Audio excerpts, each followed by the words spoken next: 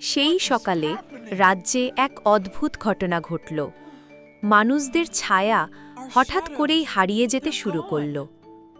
রাজপ্রাসাদে দাঁড়িয়ে রাজকুমারী লিয়ানা দেখল তার নিজের ছায়াটাও মুছে যাচ্ছে। গভীর উদ্বেগে সে গেল রাজবাগানে, যেখানে আছে এক পুরনো জাদুকরী আয়না। লিয়ানা আয়নার কাছে দাঁড়িয়ে চোখ বন্ধ করল আর মনের ভিতর প্রশ্ন করল, আমার ছায়া কোথায় গেল?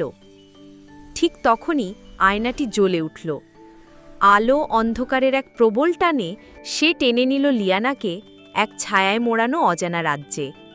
চোখ খুলতেই সে দেখতে পেল এক অন্ধকার জগৎ, যেখানে সব কিছু ঝাপসা, আলো নেই, সময় থেমে গেছে। সেই সময় হাজির হল তার প্রিয় সঙ্গী স্টার ইউনিকর্ন। তার ছোট্ট জ্যোতির আলোয় ভেসে উঠল পথ। ওরা চলল, আয়নার টুকরো দিয়ে তৈরি এক সেতু পেরিয়ে পৌঁছালো ছায়ার রানীর প্রাসাদে।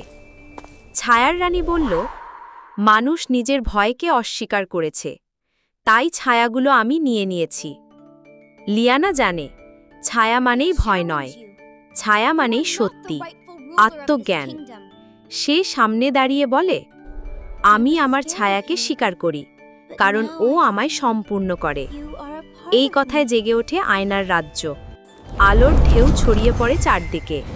ছায়ার রানী ধীরে ধীরে বদলে যায়, এক কোমল আলোয় মিশে যায় তার অস্তিত্ব। লিয়ানা ও স্টার ফিরে আসে রাজ্যে, সবার ছায়া ফিরে আসে। আর সেই দিন থেকে রাজ্যে একটা কথা ছড়িয়ে পড়ে, যে নিজের ছায়াকে ভালোবাসে সেই আসলে আলোয় জ্বলে ওঠে।